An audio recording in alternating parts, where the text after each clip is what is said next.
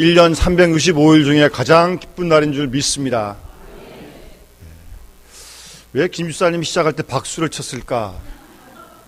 제가 혼자 생각을 많이 했습니다. 왜 박수를 쳤을까? 하여튼 여러 가지 이유가 있겠지만 하여튼 기뻐서 친 것 같아요. 하여튼 성탄절은 정말 기쁜 날입니다. 이 성탄의 기쁨이 우리 모두에게 충만할 수 있기를 간절히 소원합니다. 기쁨이 충만하면 근심 걱정이 다 물러갈 줄로 믿습니다. 더 나아가서 우리는 이 기쁨을 우리 온 교회가 힘있게 세상에 증거해야 할 줄로 믿습니다. 어순하고 불안한 세대를 사랑하고 있는 우리 모두에게 또다시 기쁜 성탄이 돌아왔습니다. 그리스도께서 이 땅에 오심은 가장 큰 경사이며 온 우주가 축하해야 할 사건입니다. 사람들마다 이날을 축하하는 의미는 다릅니다. 어떤 사람은 선물을 기다리는 날로, 어떤 사람은 멀리 떨어져 있던 가족들을 만나는 날로, 또 어떤 사람은 단순히 공휴일로, 또 자선의 날로 1년 중에 한 번 아름다운 마음을 가져보는 그런 날쯤으로 생각하는 사람도 있습니다. 여러분, 2000년 전에 한번 첫 번째 크리스마스로 우리 함께 돌아가 봅시다. 그 성탄은 오늘날과 같이 여러 가지 의미를 가진 성탄이 아니었습니다. 성탄의 메시지는 한마디로 요약됩니다. 누가복음 2장 14절 말씀 한번 따라합시다. 지극히 높은 곳에서는 하나님께 영광이요, 땅에는 기뻐하심을 입은 사람들 중에 평화로다. 아멘. 이 천사가 전하여 준 메시지가 바로 우리를 향한 성탄의 의미이며 내용입니다. 누가복음 2장 10절에도 큰 기쁨의 좋은 소식을 라는 말씀이 있는데, 그 소식을 온 우주와 역사에 미치는 엄청난 그런 소식이었던 것입니다.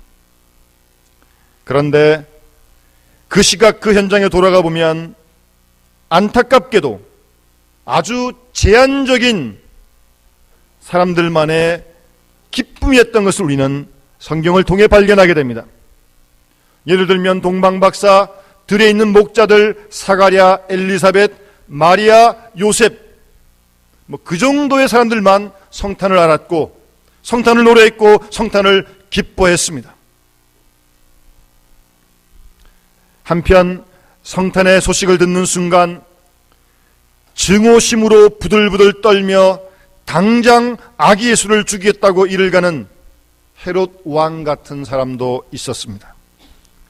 그들에게는 기쁜 소식이 아니라 심판의 소식이었습니다. 동방박사들이 예루살렘을 찾아와 메시아가 난 것을 묻습니다. 헤롯 왕은 대제사장과 서기관들을 모아 의논한 후에 성경에 기록된 대로 유다 땅 베들레헴이라고 가르쳐줍니다. 그러나 그들 중에 단 한 사람도 박사들을 따라갔다는 기록이 성경에 없습니다. 메시아를 만나겠다고 때를 지어서 베들레헴을 방문했다는 그런 이야기도 없습니다. 오히려 예루살렘 거민들이 그것 때문에 충격을 받고 소동이 났다고 전해주고 있습니다. 소란만 일으켰을 뿐 어떠한 경배자도 없었던 것으로 성경은 증거하고 있습니다. 가서 잘 알아보고 오시오 라고 박사들을 전송한 뒤에 헤롯 왕은 음모를 꾸밉니다. 왕의 자리에 있는 사람의 입장에서 만왕의 왕 그리스도가 오셨다는 소식은 사실 자기 왕위에 대한 위협으로 들릴 만도 합니다. 겸손하게 오신 그리스도가 헤롯에게는 심판입니다. 그래서 즐겁고 기쁜 성탄이 되지 못합니다. 교만한 마음이 무너지는 시간이고 자아의 아성이 무너지는 시간이고 부자가 빈손으로 돌아가는 시간입니다. 예수께서 왕으로 메시아로 오신 그 사건은 비천한 자, 감옥에 있는 자, 눌린 자에게는 복된 소식이었지만 교만한 사람, 권좌에 있는 사람, 거짓된 사람, 죄인들에게는 무서운 심판의 소식입니다. 기뻐하심을 입은 자, 그를 영접하는 자에게는 기쁨의 소식이요 진정한 평화의 소식이었습니다. 따라서 성탄의 의미는 그것이 기쁜 소식인지 심판의 소식인지는 우리 자세에 따른 것입니다. 다시 한번 첫 번째 성탄절로 돌아가 봅시다. 과연 누가 성탄을 가장 기쁘게 맞이했을 것 같습니까?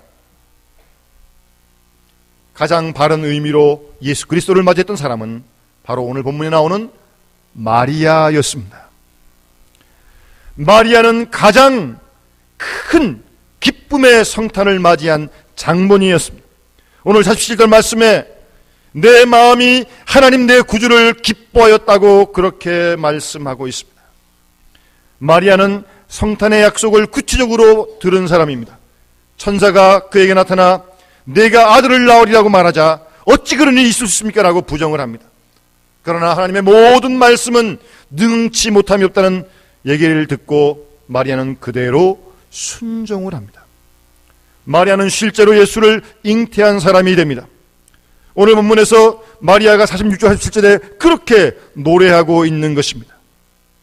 측량할 수 없는 기쁨과 감격을 큰 찬송으로 부르고 있는 것입니다.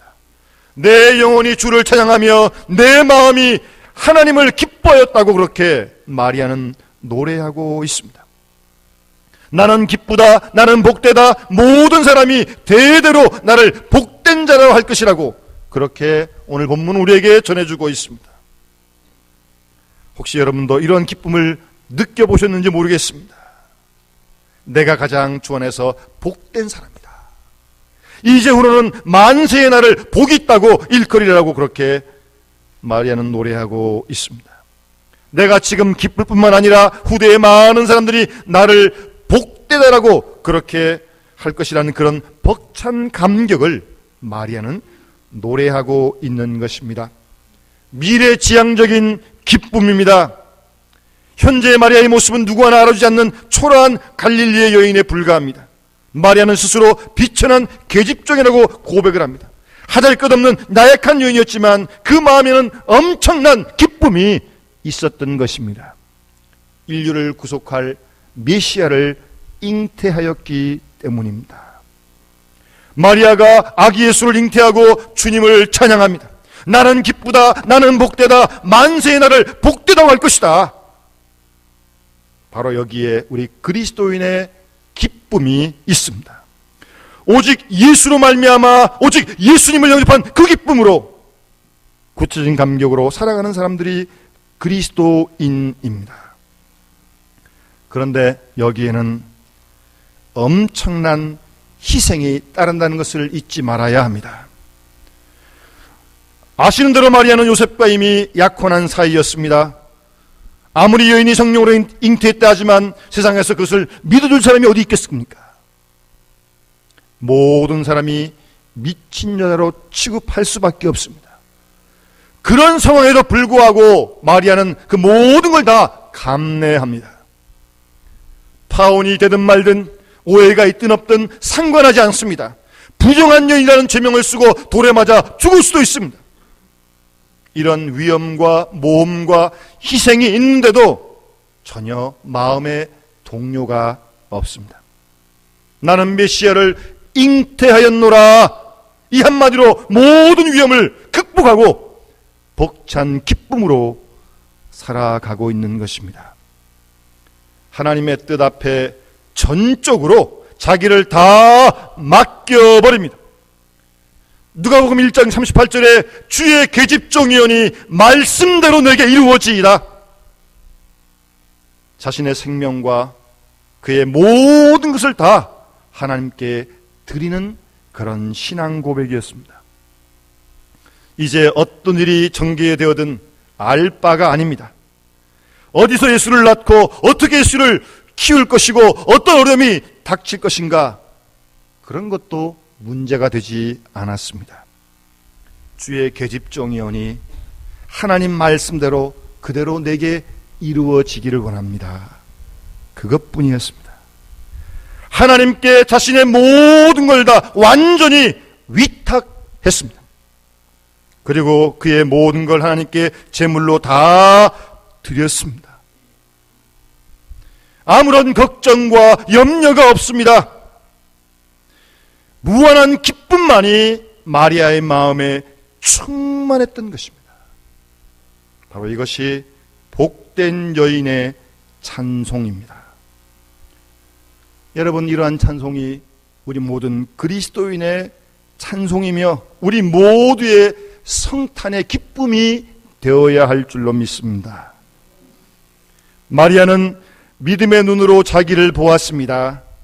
그리고 하나님의 안목으로 세상도 보았습니다. 하나님의 크신 경륜 속에서 하나님의 선물이 임하고 있는 것을 보고 마리아는 기뻐하고 있는 것입니다. 이런 기쁨이, 이런 마리아의 기쁨이 오늘 이 시간 우리 모두에게 충만할 수 있길 바라고요. 그 기쁨이 날마다 새로워질 수 있기를 바랍니다. 우리 주님은 말씀이 육신이 되어 우리 가운데 오셨습니다. 하나님께서 사람이 되셔서 사람을 구원하시고자 이 땅에 친히 오셨습니다. 이 놀라운 역사, 이 구원의 역사에 고용되어 하나의 도구로 쓰인다고 하는 이 사실, 질그릇 같은 여인이 쓰임받는다는 이 사실이 얼마나 감격스러웠겠습니까? 한 걸음 더 나아가 하나님의 사랑을 전하는 증인이 되었다고 하는 그런 기쁨으로 마리아는 충만했을 줄 믿습니다. 여러분, 세상에는 여러 종류의 직업이 있습니다. 사람을 기쁘게 하는 직업이 있는가 하면 때로 사람을 해롭게 하고 슬프게 하는 그런 직업도 있습니다. 또 남의 장점과 좋은 점을 살피는 직업이 있는가 하면 언제나 꼭 남의 잘못된 점만 들춰내는 그런 직업도 있습니다. 그런데 마리아는 하나님의 사랑과 용서를 전하는 메신저가 되었습니다. 이스라엘 나라의 선지자가 끊어진 지 수백 년이 흘렀습니다. 하나님의 진노가 끝나고 하나님의 긍휼과 축복이 임하는 그때 그 도상에 서서 하나님의 사랑과 하나님의 구원을 선포하는 귀한 일에 마리아가 쓰임받게 되었습니다. 그러니 감격하지 않을 수가 없습니다. 오늘 49절 말씀에 능하신 이가 큰 일을 내게 행하셨다고, 하나님의 능력이 행사되는 그 일에 마리아가 쓰임받았던 것입니다. 하나님의 긍휼이 선포되는 시간입니다. 진노의 시간이 아니라 불쌍히 여기시는 시간입니다. 마리아가 메시아를 잉태한 것이 바로 이 긍휼의 증거인 것입니다. 그런데 이 긍휼 속에는 하나님의 공의가 담겨 있습니다. 51절 말씀, 교만한 자들을 흩으셨고 라고 말씀하고 있습니다. 교만할 만한 모든 이유를 다 무효로 돌리십니다. 메시아의 오심은 모든 교만을 헛된 것으로 만듭니다. 예수 믿는 사람은 한순간도 교만할 수가 없습니다. 아니, 교만해야 할 이유가 전혀 없습니다. 겸손 말고는 길이 없는 것입니다. 예수 앞에는 오직 겸손과 비천이 있을 뿐입니다. 주님이 오셔서 교만한 자를 흩으시고요, 권세 있는 자를 내리치시고요, 비천한 자를 높이시고 줄인 자를 먹이시고 부자를 빈손으로 보내시는 하나님의 역사를 지금 마리아는 보고 있는 것입니다. 복중에 있는 메시아를 기억하면서 하나님의 놀라운 역사를 믿음의 눈으로 바라보고 있는 것입니다. 그래서 마리아는 나는 기쁘다라고 감격하고 있는 것입니다. 메시아를 영접하되 마음으로만 영접한 것이 아니라 그의 온 몸을 제물로 드려서 그리스도를 영접하고 있는 것입니다. 전적으로 하나님께 모든 걸 다 맡기면서 말입니다. 다른 사람들이 믿든 안 믿든 마리아는 믿었습니다. 온 세상 사람이 다 못 믿어도 마리아는 예수님의 잉태를 믿었습니다. 그 믿음이 마리아로 하여금 많은 슬픔과 어려움과 고통을 이기게 하였습니다. 죽음을 넘어서는 소망이요, 미움을 넘어서는 사랑이요, 슬픔을 이기는 기쁨이었습니다. 마리아는 그것을 믿었던 것이고 하나님의 거룩한 역사에 쓰임받는 감격으로 기뻐하며 찬송하고 있는 것입니다. 그 어려운 주님의 말씀 앞에 마리아는 주의 계집종이오니 말씀대로 이루어지이다 네라고 대답을 했습니다. 예 하는 그런 기쁨으로 마리아는 충만했습니다. 여러분, 주님의 말씀에 우리가 순종할 때 하나님은 우리에게 기쁨을 줄 줄로 믿습니다. 마리아는 그 기쁨에 감사하며 일평생 살아갔을 것입니다. 아무 말도 없습니다.